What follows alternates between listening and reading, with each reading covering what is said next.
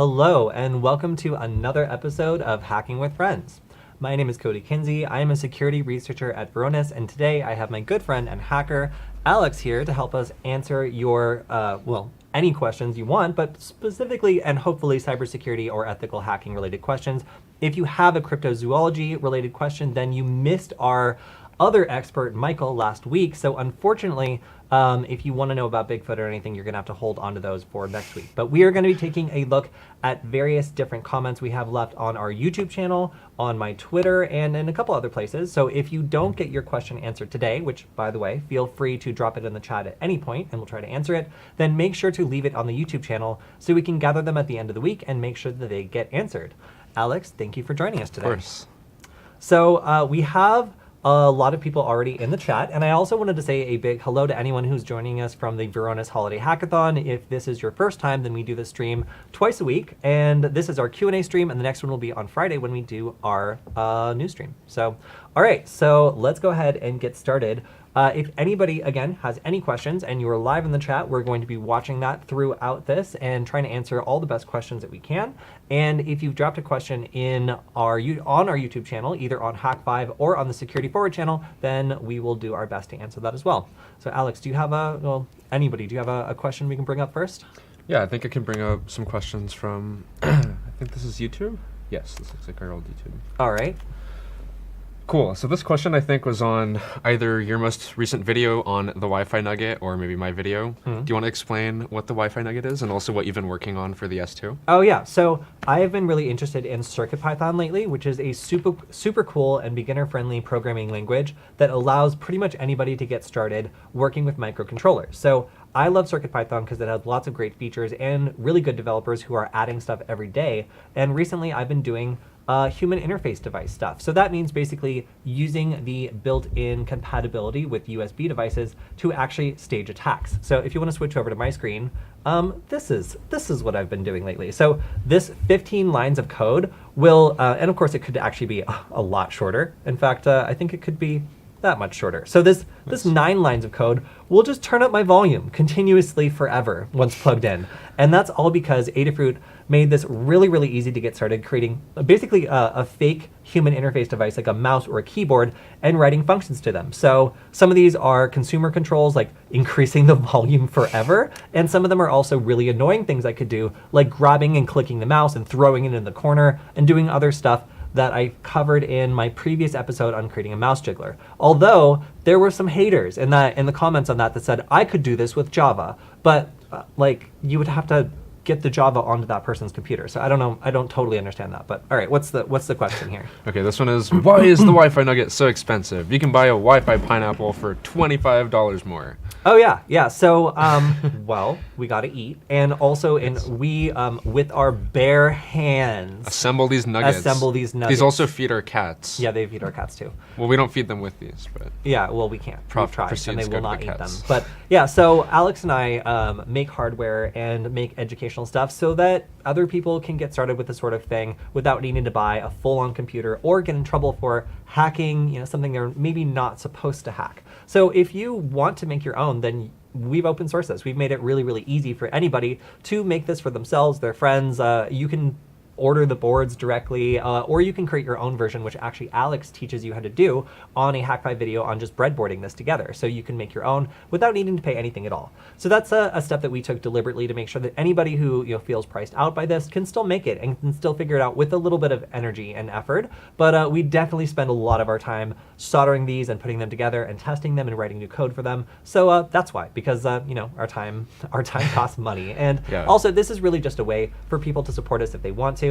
If you don't want to support our free educational videos on Hack5, then you don't need to. It's just a nice way, because it kind of feels weird to have like a Patreon or something where like you never feel like you're giving enough back to people. With this, we're much more comfortable like giving you something physical if you want to support us. So that's what it's for. And I would say it's going to come in there at just below like where the pineapple is, but it also does tons of cool stuff. And we're hoping the documentation is going to be really excellent and that a lot of people can contribute to it. And with the ESP32S2, there's just so much potential on this board for doing all kinds of cool stuff because it has Wi-Fi and native USB. So that means making a malicious keyboard that you can control from a distance is completely possible and really, really awesome, which is some of the things that I'm playing with right now. So yeah.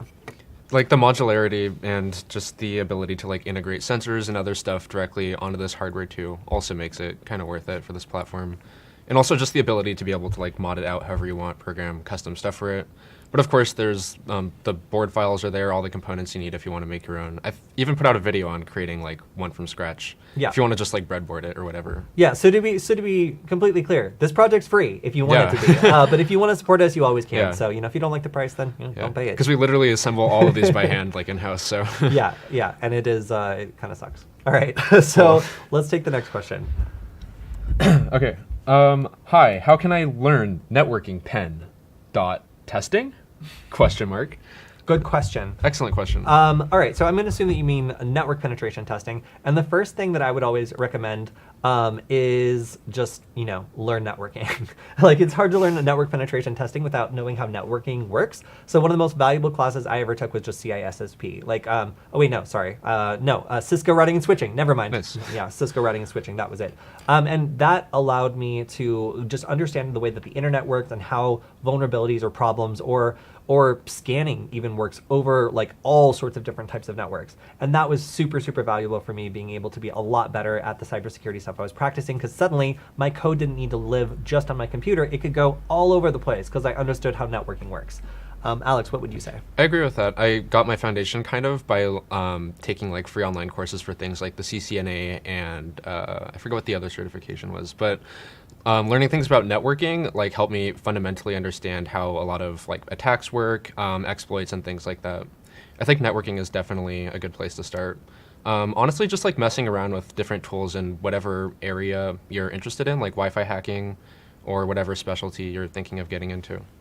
Yeah, I would say once you learn networking and have a good foundation in that, you can also move on to vulnerabilities. So that's why I really like researchers like Matthew Van Hoff that can explain even to beginners how some of these Wi-Fi based vulnerabilities work. So you can work them out into your own proof of concepts and basically be able to use them in interesting and different ways once these vulnerabilities are made known because they affect so many different devices. So networking is a fascinating field within cybersecurity because it affects so many things. I mean, if you think of just Wi-Fi, how many devices have that enabled? It really is a huge attack surface, which means if you discover a problem that's broadly applicable, you potentially impacted billions of devices, which is pretty crazy. So I think networking is probably one of my favorite subjects, and Wi-Fi is a pretty specific subsegment of that. And I would say the one thing that helped me out the best with practical understanding of this and being able to make my own stuff would, again, just be routing and switching, understanding how everything works.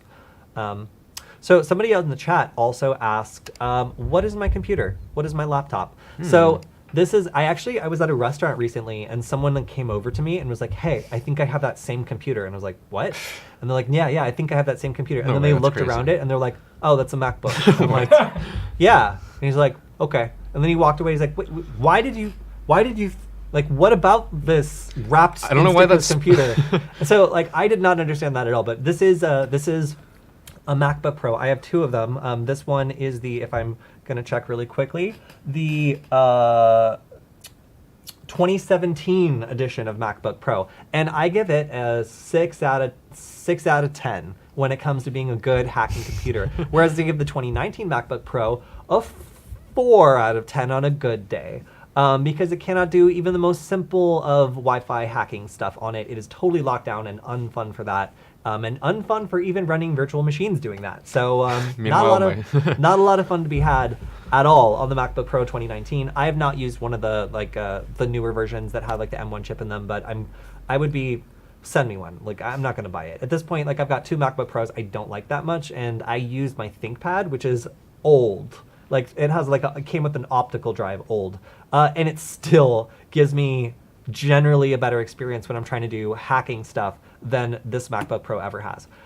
Is this better than a Windows computer? Arguably, sure, I guess. For me anyway, I like having a Linux-like computer that I can do bash scripting and other stuff easily. And this gives me the ability to not learn PowerShell, which to me is great. So Yeah, I don't like it. But it does, it was free with work. So what are you gonna do? Yours has yet to crash during a stream, unlike mine. Oh no, that's That has not corrupted true. itself like 3 That's different not times. true. Has it? Oh dang. So our Well. production manager saw that my charger for this particular MacBook Pro charged a little bit faster than the other ones, and requisitioned it. And it turns out that Oh. that means that I had to use a charger that didn't have the right voltage to charge this, which one time during the stream caused this computer to die and then be unable to charge itself for 10 whole minutes. Oh my god. So plugging in a computer and then watching it flash a battery sign at you for 10 minutes is something that when you're live, you never ever want to see. So I would say there are some things about this that have made it a pretty terrible streaming computer, such as like having nearly identical looking chargers, one of which is unable to power it when it's out of batteries. So That's awful. Pretty wild. Alex, what about you? What is your computer and how do you feel about it? I've had this ThinkPad for 5 years, since basically the beginning of high school. This thing has fallen down stairs, couches, various objects of different heights. It's not doing too well. It crashes a lot, and I really don't like it. ThinkPads are great, though. I recommend them, just not with this level of abuse. Okay, so we have some other really great questions in the chat. One of them is looks like Alex, but hoodie down. Who is that guy? I don't know. Yeah, It's I an know. imposter. Yeah, I think you had like Wait, a family of mice living Do you in want here to that moved do you out. want to see Was something that kind of cool? Yeah. Do you want to see Alex? a disguise? He's back. Oh my gosh, look at that! Alex is back. Cool. There we go. All right, thank Yeah. you for shaming him back into his old habits. There we go.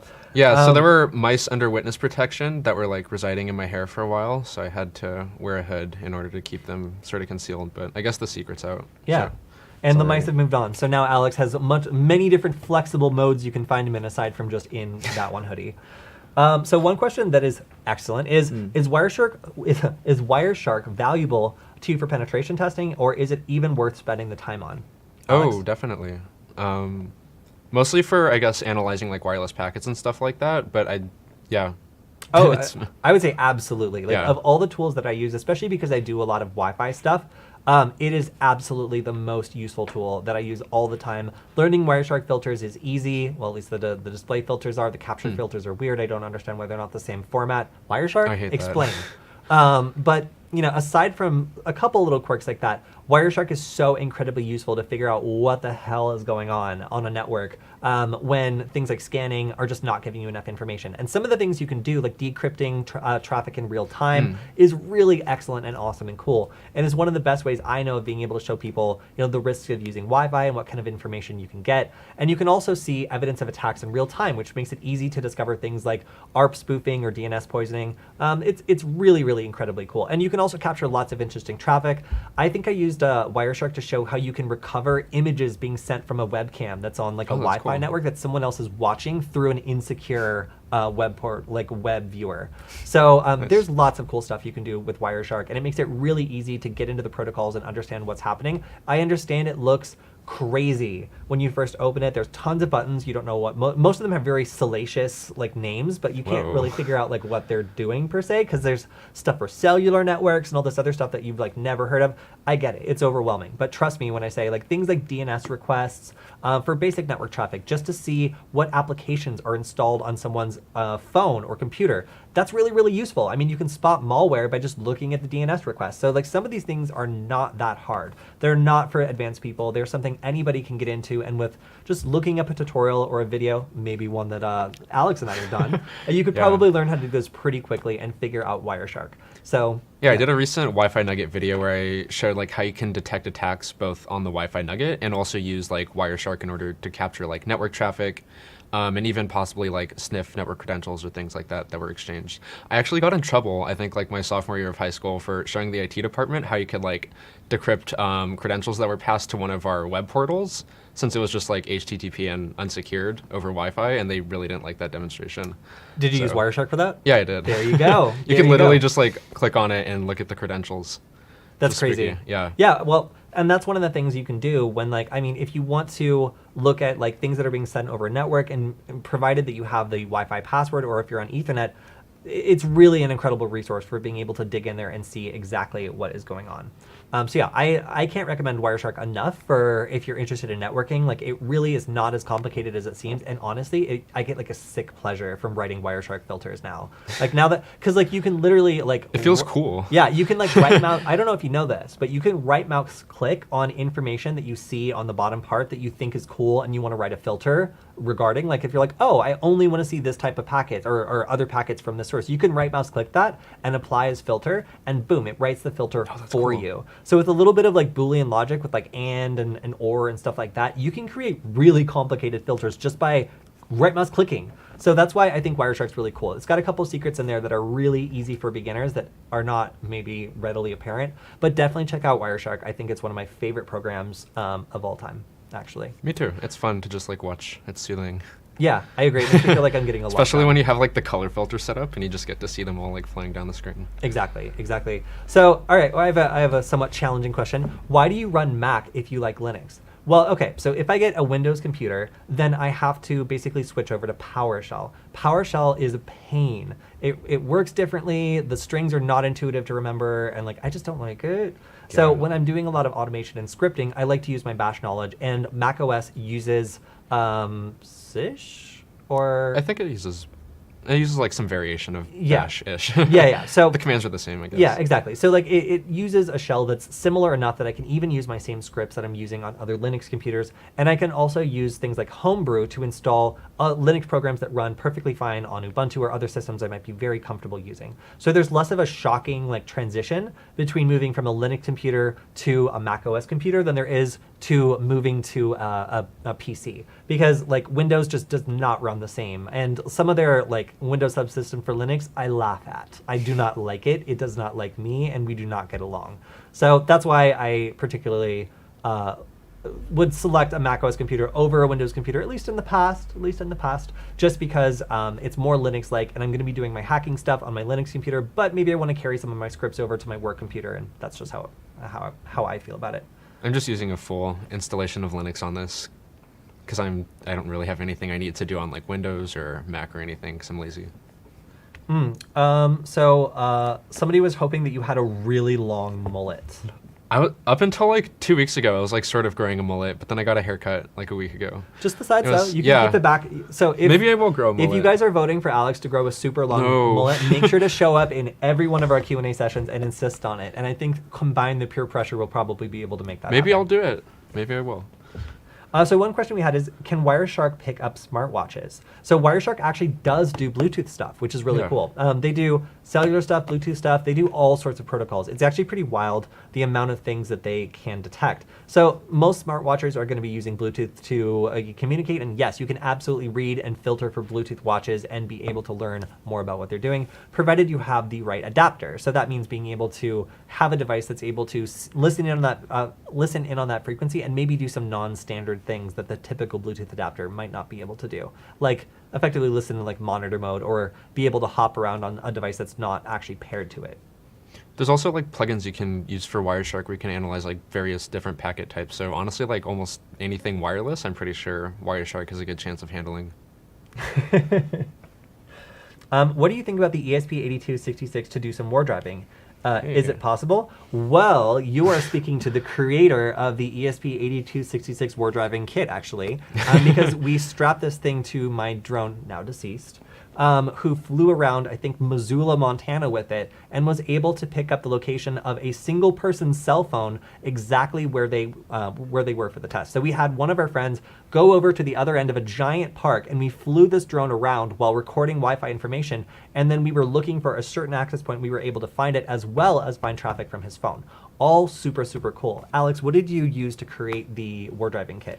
We used the ESP8266, which is basically, it's just the same Wi-Fi chip that comes also on our Wi-Fi Nuggets. It operates over 2.4 gigahertz. I basically just strapped the D1 Mini carrier board for this chip to a micro SD card reader, so basically you could log out information to a micro SD card, and then also just a cheap GPS module that interfaces over UART. So it would just basically run a promiscuous Wi-Fi scan, log constant GPS coordinates to the SD card, and then also like the SSIDs of various Wi-Fi names it'd spot, and also client devices and things like that. It's super cool, and it's light enough again to fly on like a DJI Mini 2, which we just, it was cursed. We just taped it with blue tape, like blue masking tape. But it worked, it does fly. So we're looking at creating an even smaller version of this in the future, because really this was maybe, like $20 worth of components, maybe $25 worth of components. You could source it for even cheaper on like AliExpress, but if you're willing to wait for a couple of weeks, so like this was a really cheap, really easy project. So yeah, you can absolutely do Wardriving with the ESP8266. It's actually not that hard at all. And Alex has a couple of videos on Hack5 how to do it. Alex, what would they need to Google in order to find those videos? We can drop it in the chat, but I think just search up like visualize Wardriving data with Python. Yeah. We are also gonna maybe put out the Warflying episode sometime if I get around to that, because we have like all the footage and data from it. So I think that'd be interesting. So, all right, we have another really great question, which is how do you hack legally? I'm Canadian. Oh, how polite of you. And I want to try hacking without affecting anyone. That's so polite. And I want to disclose vulnerabilities. That's even nicer. Can I do that? Can I do that? Of course you can do that. That's a job. Like, people should be paying you to do that. But basically, if you want to do that sort of thing in a professional capacity right now, you can always get involved in bug bounty programs because there's plenty of bugs to be found right now. So anybody who wants to get started in this sort of thing and wants to be able to make an impact and actually help people out and hack things that they are allowed to hack, that are actually helping people to hack, then you can get involved in BugCrowd, or what's the other one? Oh, Hackeroni. And if you want to do that, then that's a perfectly legal way to get started with bug bounties. Although that's kind of focused towards like web applications and kind of like web stuff mostly, if that's what you're interested in. If you want to hack Wi-Fi, then that's where me and Alex come in, because we're really interested in making things that are easy for people to get started with hacking Wi-Fi without getting in trouble. So things like our Wi-Fi Nugget have the ability to create an access point that acts as a NAT router. Would you explain? Oh, yes. Yeah, so I put out a video on how you could use like, sorry, the ESP8266 to practice things like Wi-Fi hacking. So like, for example, you could set this up as a fully functional NAT router, which basically means devices would connect to this, and then this would go ahead and forward traffic to like a main network, like your home network or something like that. So if you wanted to practice hacking a router, you'd be able to actually capture like live packets and data that's passing through without affecting your home network, and while also having like a completely legal access point to test it out on. So yeah, there's a ton of applications you can use these chips for practicing like Wi-Fi hacking specifically. But all right, we got some rapid fire questions. What do you think of Network Chuck's YouTube channel? His beard is much bigger than either of ours. Next question. Where is your cat? Well, I mean, it's right here. But if you mean my cat who inspired the Nugget, if you mean Hand Banana, if that is the name of my cat, he is currently upstairs in front of the fire, lounging and living his best life in cat retirement. Am I wrong? You're not wrong. Yeah. That's all he does, really. It's a spoiled little cat. He really is. He really is. All right. Oh, here's a good question. Hi, what's your opinion about the Log4j 0-day? Oh, okay. So that's a good one. So the Log4j 0-day vulnerability, which I guess it's not a 0-day vulnerability anymore, is it?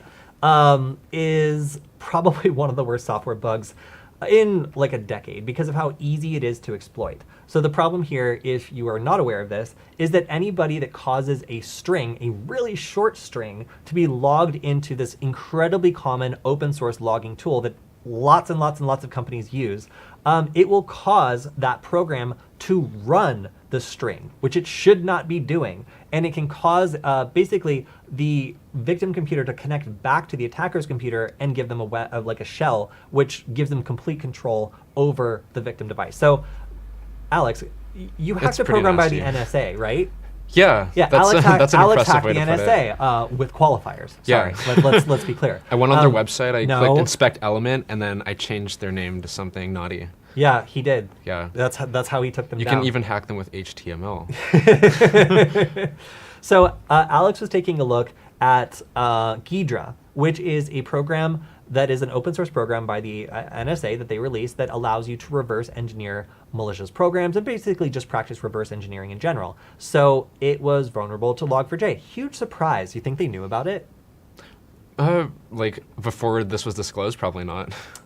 Wow, you have such a low opinion of the NSA. Wait, what do you mean? Like before I took a crack at it? No. Do you think the NSA knew about Log4j before?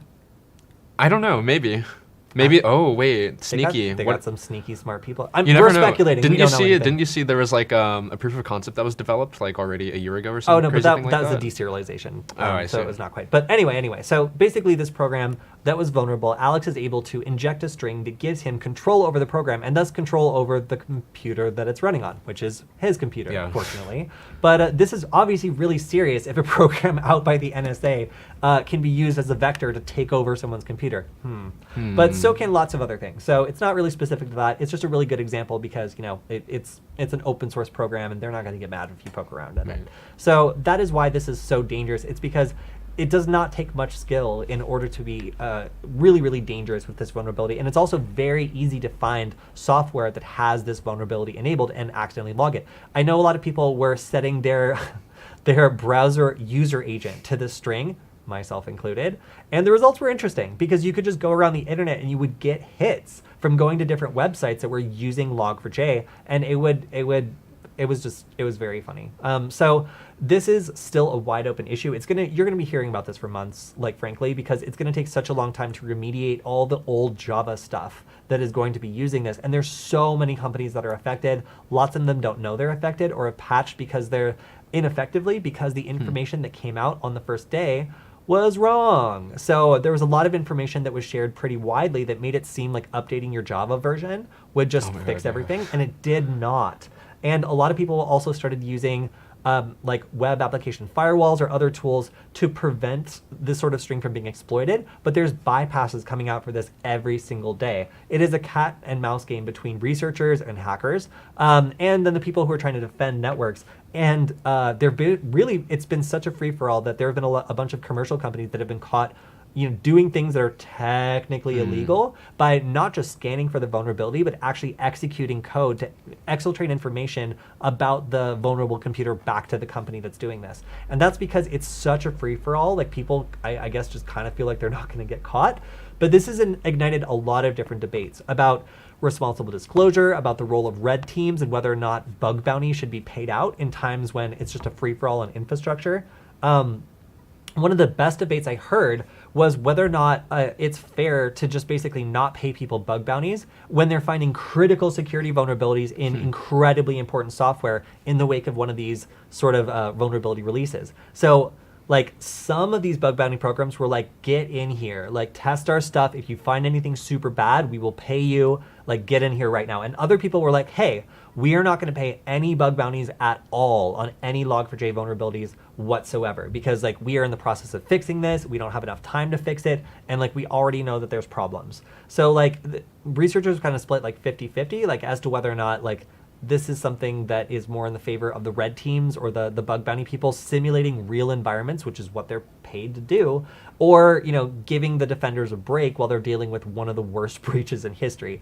It's really, really something new to have this sort of vulnerability come out and have so many people be able to jump on it, because even like the WannaCry thing was way more complicated than this.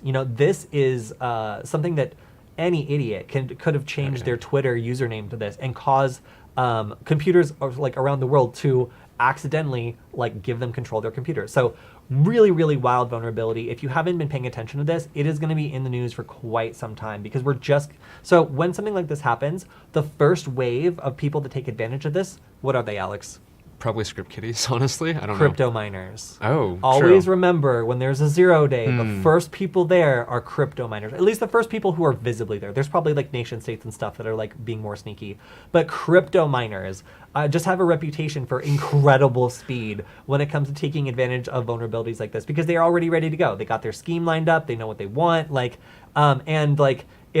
actually kind of helps the responders, because they can just look for any computer that CPU is just jacked up to 100% for no reason. And they're like, oh, perhaps there's a crypto miner on this. So it's pretty funny there's just like not... oh, sorry, there was a question that distracted me. Is it fair to say that Log4j still has no concrete solution? Yeah, I would say it's fair to say that there is inconsistent advice being given for patching and remediation, and there's still not a really clear roadmap for people to completely fix this in a permanent fashion. At least that is the information that I had as of like earlier today. So that's why this is so difficult. There's ways of fixing this that like fix most of the stuff or cause other things to maybe not work in the future, but are fine for now. And that's really what people are struggling with, and why so many defenders and just this is affecting almost everyone I know who works in tech, whether they are doing damage control, whether they are doing, like incident response, like everybody is kind of pinned down right now trying to fix this because it is such a huge thing.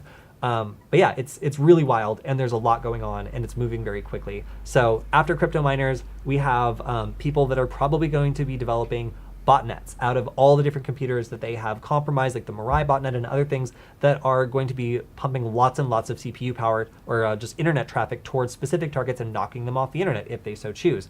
And even renting out those that computing power to people who want to take advantage of it to pay for an attack. These are all things we've kind of seen before with these sorts of 0 days, but really the scary thing and what people are afraid of is ransomware actors taking advantage of this. And that's why the number one piece of advice I'm seeing over and over and over is defense in depth is your best bet with this. You really need to be able to look for other types of malicious activity and just assume that your perimeter is going to get breached. If that's something that you have not prepared for, now is the time to prepare for it, because there's so many things that are vulnerable.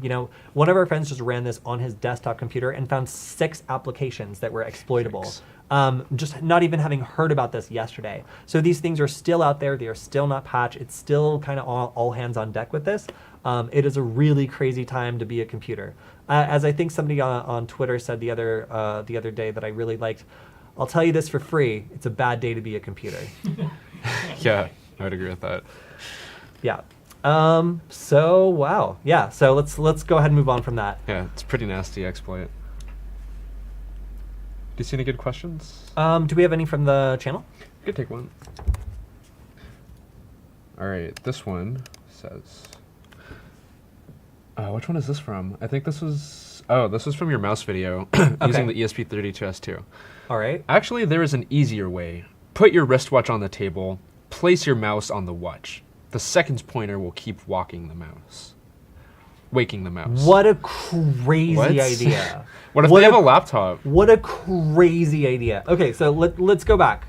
Let's go back, because this video I did, I was like, this is so easy. Everyone's gonna get it, and I did the video, and people's responses were crazy.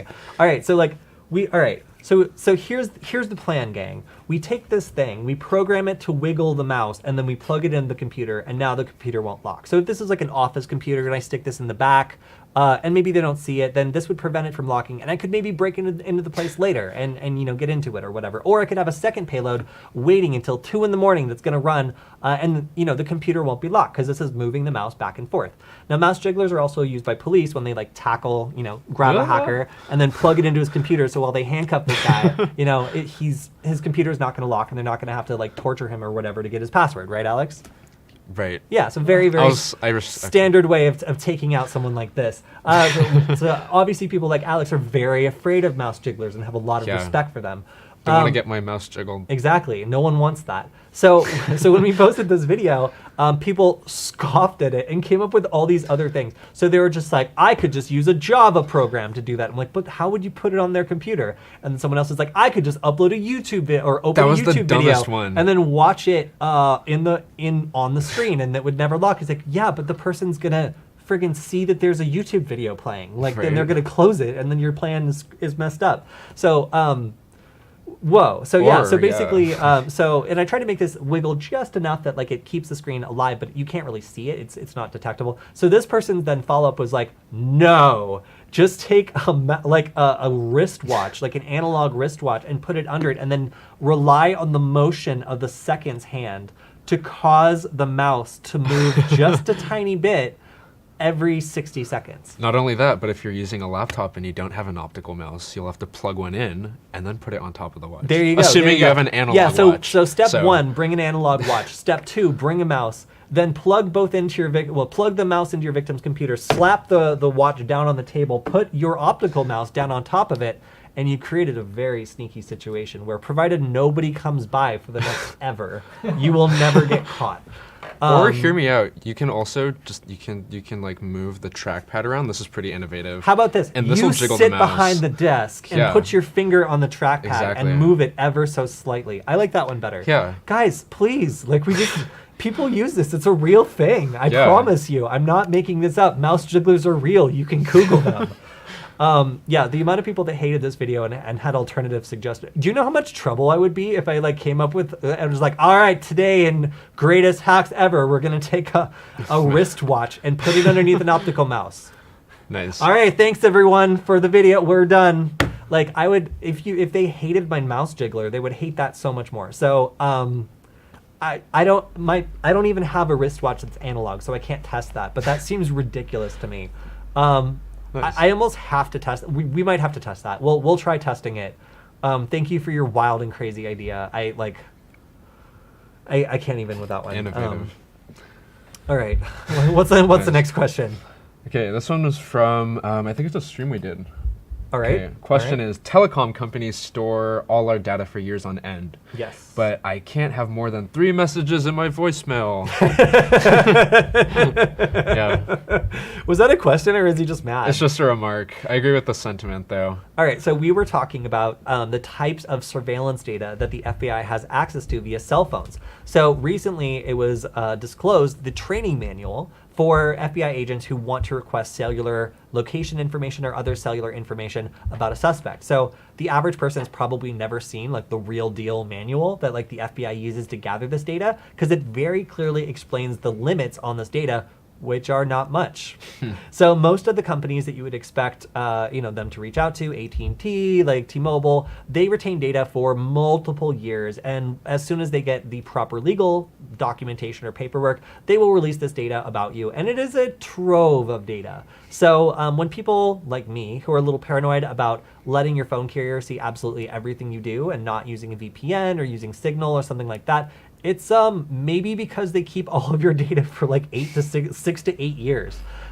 So pretty wild that the FBI has access to this amount of information. And it's interesting to note that with a little bit of filed paperwork, 6 years worth of data could be rifled through by someone who's looking for something bad that you did. So if you're doing bad things, just maybe don't do them on your phone. Yeah. It's illegal to commit crimes. It is illegal to commit crimes. Thank you, Alex. And and I guess if you really need access to more voicemails, you could always contact your local FBI agent, ask them to submit the proper paperwork, and they could get 8 years worth of your voicemails. So, Dang. Fun fact that you might not have known about.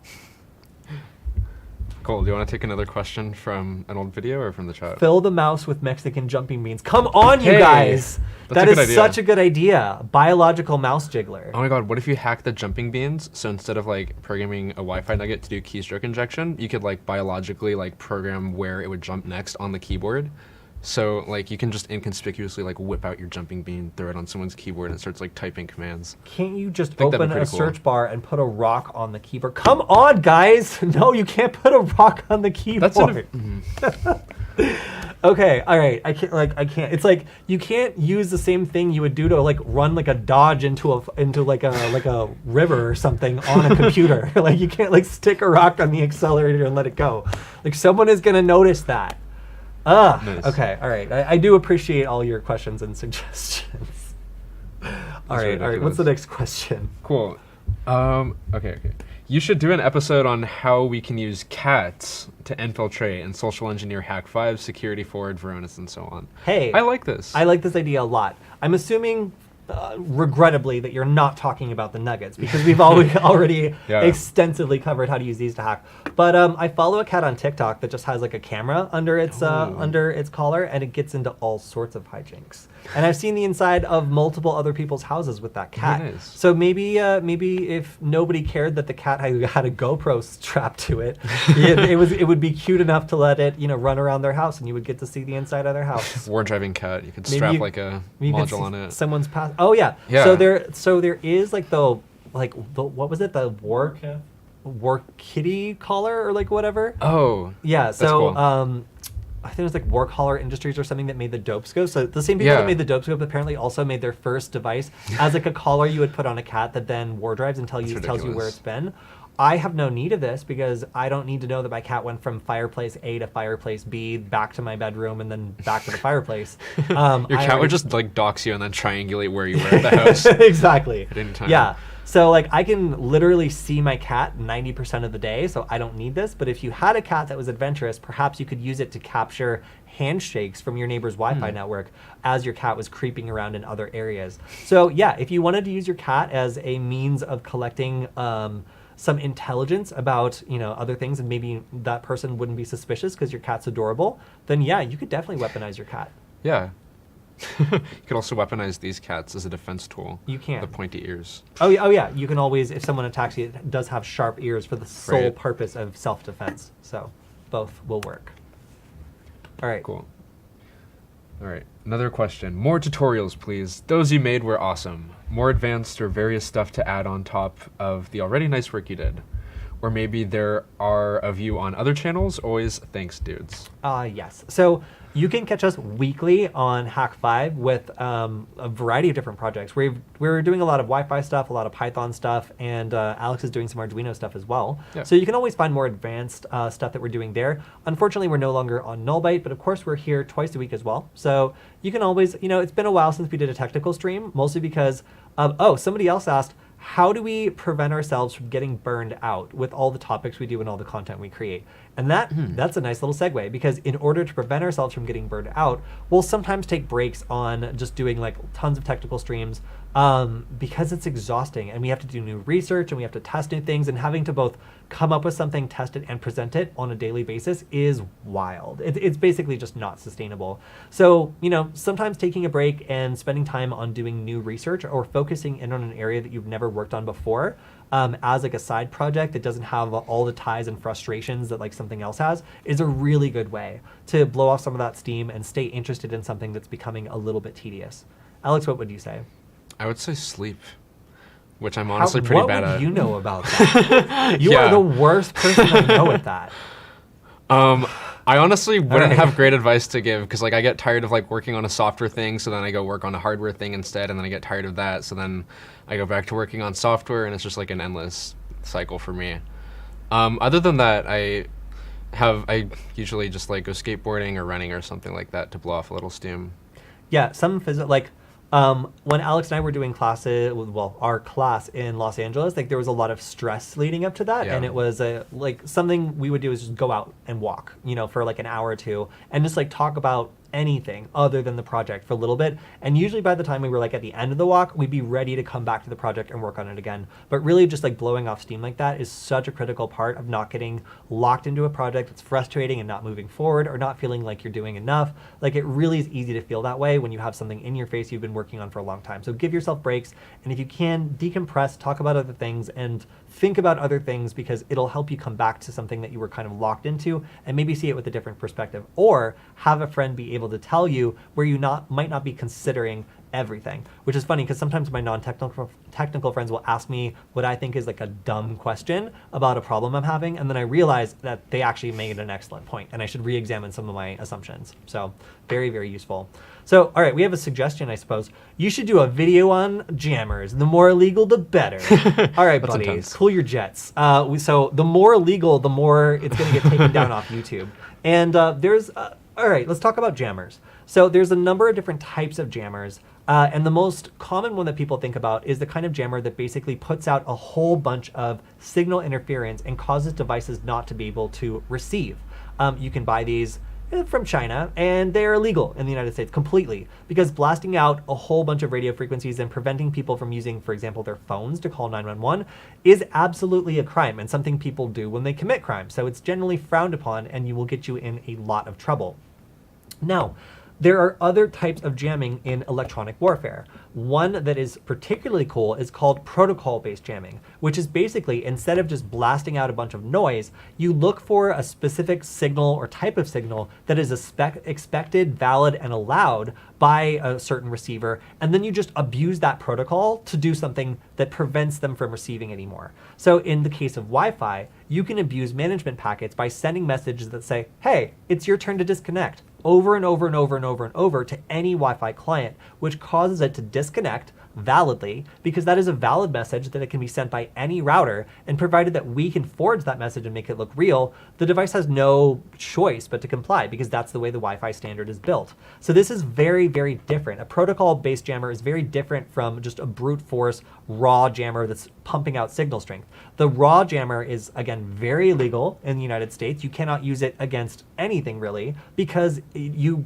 are jamming everybody around you. Whereas a protocol-based jammer is a highly precise instrument. We can specify a single device on a single network and only send signals to that one device that affect it. So because we can direct the effects of a protocol-based jamming attack to an individual target, which we are allowed to attack, then that means it is something we are legally allowed to practice, at least in the United States.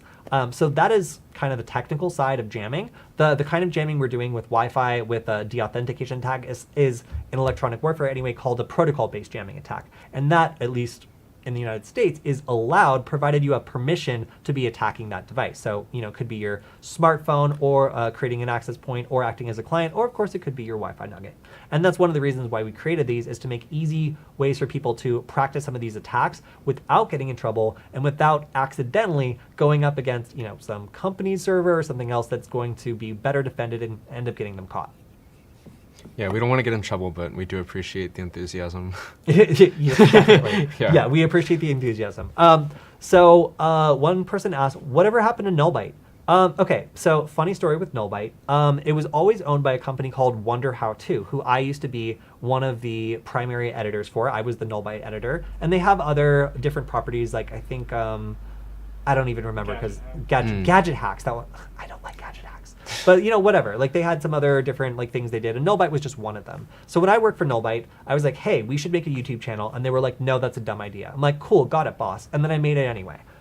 So we went ahead and produced 2 or 3 episodes for free, and they started getting more attention than the articles we were writing for them. So at that point, they were like, okay, you don't follow instructions so good, but I guess we'll pay you a very small amount of money for this. And that's the way it was for several years, until we finally got enough popularity. We were able to ask for a bit more money, and we were finally able to get started and start making enough money that we weren't completely poor all the time.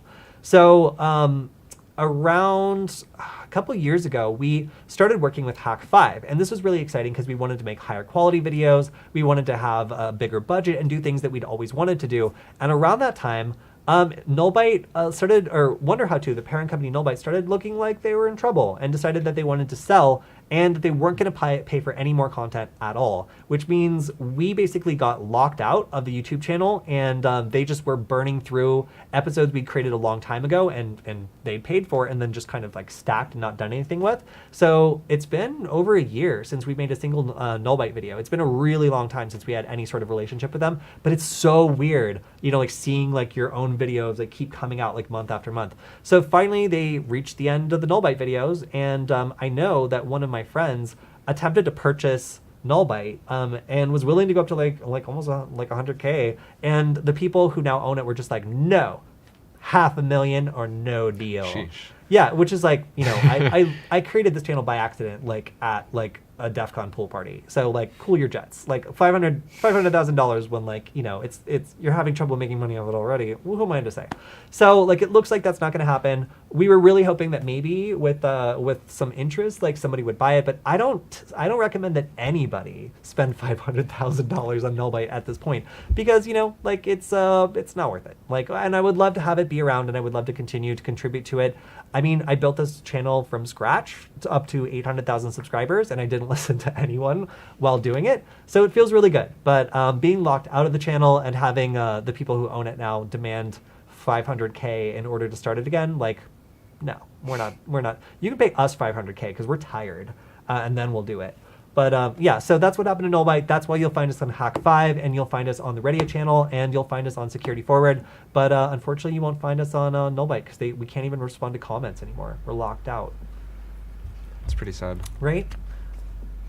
Is Alex going to do a tutorial on sleeping now? I could do that. Do you want me to? It's not that hard. Just dab a little bit of chloroform on a little nappy and take a whiff, and you're out. Oh my gosh, that is not how you should be getting to bed. Now I understand. How do you get to sleep? I don't have to answer that question. All right. And then we had a general question. What up, SecurityFWD crew? Not much. Not much. It's snowing outside. It's pretty. It looks like Christmas. And what about you, Bigfoot man? How are you doing? Okay. A big thumbs up. We got a big thumbs up from man. the help over in the corner. So yeah, looks like our crew is doing pretty good today. Thanks for asking. So again, if anybody else has any pressing questions, we're kind of getting towards the end of our stream, but we have a couple more I think we could take possibly from the YouTube channel. And again, if you're seeing this late or if you're just getting here or if we didn't get to your question, feel free to leave it on the Security Forward channel and we will get to it next week. So Alex, what do we got next? Cool. This one is on a stream, Get Started Hacking with Kali Linux on a Raspberry Pi. I need help to install Kali. I can't find the link. Can you send me the link? Kali.org. Yeah, and then you just go to the release for ARM-based devices and then look for Raspberry Pi. Yeah. That was easy. All right. Cool. Kali. Okay, yeah. All right. Cool. And do you want to take more questions, or do you have any? Yeah, let's keep doing it. Okay. This one, I don't know if this is on a stream or one of our videos, but whatever. Okay. Will thinking machines be outlawed like in Dune once AI create a jihad against humans?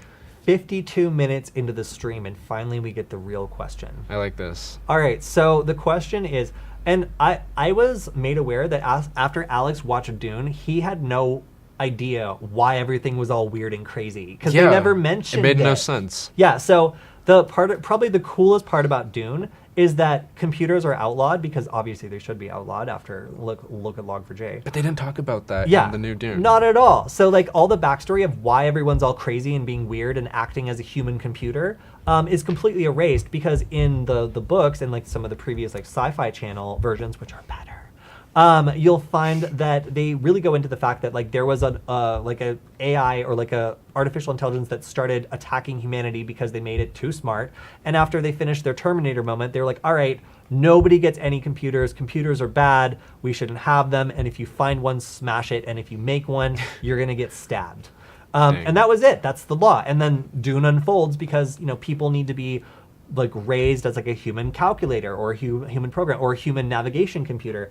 And it's really, really cool and interesting to see how humanity adapts to the loss of, their little gadgets that turn on them. So wait, what's the original question? I got a little. Will thinking machines be outlawed like in Dune once AI creates a jihad against humans? Yes. I mean, obviously. So let's start brushing up on math or like do some useful thing. It seems in Dune, like you can either like start a revolution, be a human calculator, be a space witch, or stab people. So pick one, because that's the future we're headed to if computers turn on people. And we win, I guess. I like this question. Or actually, I just saw a mention of GPS and Wardriving. If I don't have the GPS module from Alex's project, can I replace it with my phone's GPS signal? GPS module is the only part I don't have, but maybe use the ESP32. That's very sneaky. Because that one has Bluetooth too. That's very sneaky. So if you wanted to, you could use a helper device, like an Android phone, for example, that gets its own GPS position and send it via Bluetooth to your ESP82. Well, I guess it would have to be an ESP32, so it has Bluetooth. The problem is whether or not you can use Bluetooth and Wi-Fi simultaneously. That might be your issue there. So the idea is really sound. Like technically, you could actually do that, but you might need to have a ESP8266 doing the collecting and the ESP32 doing the Bluetooth link that's then getting the GPS receiver signal. Or getting the GPS information from your phone. So the ESP8266 would be contributing to like an SD card, the Wi-Fi information, and then the ESP32 would be contributing that. It sounds kind of messy, honestly. I was thinking that, like, honestly, just have it like log timestamps to an SD card on like the ESP8266, and then maybe like on your phone, you could just use like an app that logs your GPS coordinates out to a CSV and then match them up for the time. Yeah, so if you could sync time and prevent them from drifting too much, like if you just added a real-time clock or just like hoped that it wasn't going to drift too much on the ESP8266, then you could totally just do that and just combine the two logs later. You might not have like perfect accuracy, but you would be pretty good. And I think that might be a way around your problem without making a really messy like Wi-Fi / Bluetooth situation when you have a single microcontroller trying to do two things at the same time. Oh, I have a cool idea. Yeah, the ESP32S2 has like USB OTG, USB on the go, so like you can plug it into host devices or whatever. You could maybe like port a serial output thing to your phone and like grab the Wi-Fi data and then integrate it in like an app or some dumb crazy thing like that. That's really interesting. It might work, I don't know. Yeah, or at the very least, you could plug in and then send Bluetooth data over serial. So that would free up one of the interfaces, and you would have solved your problem with needing a Bluetooth interface. So there's ways you could do that. There's definitely ways you could do that. Albeit kind of crazy. Albeit a little crazy. Yeah. What do you think of the Wi-Fi frag attack? Could you explain it and an example of how to test if your access point is vulnerable? Fragmentation attacks. Yeah, fragmentation attacks are pretty specific, and I don't like them because they don't do much. I can definitely look into it a little bit more. Alex, do you have any thoughts on that? I've seen fragmentation attacks like outside of the purview of Wi-Fi also applied to like IP and ICMP for like mail and stuff like that. It's basically just like the message for any sort of thing is too long, like if a device is communicating to a Wi-Fi access point, or if you're trying to send a message or something like that, that it can't send it like all in one packet, so it breaks it up into multiple smaller packets. So the way it works is just hackers are basically able to inject their own packets in between the diced up ones and be able to sneak them through, since like usually they're unencrypted and there's no really good way to tell like where they belong since they're just fragmented. Oh, right. Oh my gosh, I completely forgot about all that. Thank you for reminding me. Yeah, so wait. Did you mix that up with the other one? No, because there's a different type of attack that you can do that's like kind of lame, where like you send fragmented packets and it just like annoys access points, and it's like not that useful. It's a much older attack. But you're talking about Matthew Van Hoff's fragmentation. Yeah. Yeah, okay. They've also done frag attacks for like IP and also mail, as I mentioned. Yeah, so like there's, never mind. It is more useful. Alex can tell you more about it. They are kind of new, though. I think that was the first implementation, which you showed me, Matthew Van Hoff's thing. So one question is, and this is a great burning question that everyone should know the answer to, are the Null Byte courses any good? All right, so around the time that Null Byte decided to pay us like enough money that we weren't like starving, they figured out that they had to make money somehow on the channel. And we're like, yeah, you guys should talk to sponsors, or like you should do an Amazon affiliate program and like point to people to all the stuff they need to complete the project. And they're like, no. Third-party courses that have nothing to do. And it's like, why? Why that? Like, really? And they're like, no, we think this is smart. So like they did it. And it has nothing to do with us. And what I think is, what I don't like about it, which I guess I'll spill the tea on it, is I just like, if it's not, people think that it has us in it, and we were never asked to do a class. Yeah, so that's like, dumb. So as somebody reported in the chat, like it's just third-party content that the people who own the website kind of scrape together. Like fortunately, they never made us like do an advertisement for it, like actually like be like, this is the best thing ever, because we wouldn't have done it, frankly. Like it you know, we saw some of the content, we're like, this is like mediocre at best. And we don't endorse it. It's not ours. Like, please don't, you know, you can do whatever you want, but like, don't pay for it thinking we're going to be in it, because they never asked us to be in it, nor did they pay us to be in it. So it's all. Are they branding it as Null Byte though? Yes. Oh my God, that's terrible. So again, this is third-party content that's been kind of like put together into like a package, and like, you know, again, we don't see anything from it. So like, if you're buying it, you're literally just supporting the people who own the Null Byte website and are refusing to sell it for a reasonable price. So like, yeah, don't, maybe buy a Nugget instead. You know, like, so yeah, that's kind of the situation with Null Byte. I'm sorry if you bought a course from Null Byte thinking we were going to be in it. I tried to make it as clear as possible that we weren't in the descriptions we were able and allowed to post, but yeah, I found it to be kind of not so cool that like the courses that were sold right underneath our videos were just third-party content that had very little to do with the videos or us. I thought you were Null Byte. My life is a lie. No, so that's the thing. Null Byte existed before me. I came on as the editor, and I was like, hey, you dumb dorks, let's make videos. And they're like, dumb idea. And I was like, doing it anyway. And that is why I'm the creator of the Null Byte YouTube channel, but Null Byte was created before me and was run by several other people, one of whom immediately made fun of me when I got the job by saying that I wasn't a real hacker because I had a Mac OS computer. So pretty nice welcome I got to Null Byte initially. That's like the stupidest gatekeeping thing I've ever heard. It used to be really gatekeepy, but you know, I brought in a bunch of people who were different and that were excellent writers and excellent community members who really turned things around. So I was actually really proud of what Null Byte ended up being towards the end. It's just too bad they couldn't figure out how to make money, huh? Yeah. Are there any courses that you can recommend for Noob? I still say this all the time, but the routing and switching class still like opened my eyes so much to so many like fundamentals that I was missing from some of the other security stuff I've gotten. Like the routing and switching class, I took a Cisco routing and switching, but like it doesn't need to be vendor specific. Like that really was great for me. And like it frankly made me feel like I had a lot more power just on like a local network or setting up my own lab. So that's my recommendation.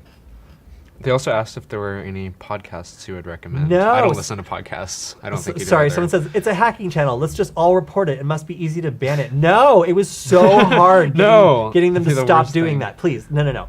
You don't need to buy the courses, but no action is required here. Again, somebody might, in the future, somebody might buy Null Byte, and maybe we'll be back. So please don't destroy it. I created it. It's my own son. So do we have a Twitch channel or a Patreon? So we don't have a Patreon. We do have a Twitch channel. So SecurityFWD is broadcasting on Twitch right now, actually. So if you want to check us out on Twitch, you can do so there. That is where we go live, again, twice a week. So I think that's pretty good for Twitch. And I don't really play video games. We just sit there and code and swear at computers. So we would get in trouble if we did that under our official Varonis, thing. We do other nerd stuff. Yeah, we do other nerd stuff. But yeah, if you want to support us, you can always do it with picking up one of our pieces of hardware, which you can currently pick up at hackpad.com. Again, that's if you want to support our Hack 5 content or just let us know that you care. It lets us buy more boards, develop more software, and lets us make more things for more people. So we appreciate everyone who does that. But, we thought about doing a Patreon, and it just feels weird. We really appreciate your guys' support, but we want to give you something if you just give us money, because we make this content for free. We want to make sure that everybody has access to it. So, it feels weird to sell stuff, unless it's something you can hold in your hand and really enjoy and do something with. So that's why we've been working hard on making prototypes that make it easy to practice this sort of stuff. I feel like the least we can do is make sure you don't get arrested following our guides. So that's why we've been spending a lot of time making sure that those are, things that we're working on. So cool. All right.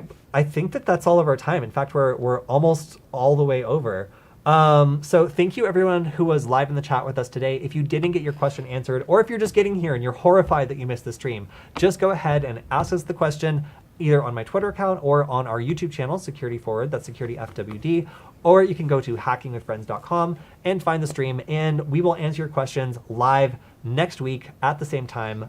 So don't worry, we will make sure to answer that. And I think Alex will be back next week. So again, you're gonna have to hold on to your cryptozoology questions because our cryptozoology expert, Michael, is still on, we'll call it sabbatical, while he tracks down Loch Ness. So thank you everyone for being in the chat. If you want to see some more great Varonis content, make sure to check out the threat update with our sometimes co-host Killian on the Varonis brand account, where he goes over attacks that various companies are really facing and what they're doing to stop them. All right, see you guys next time. Bye.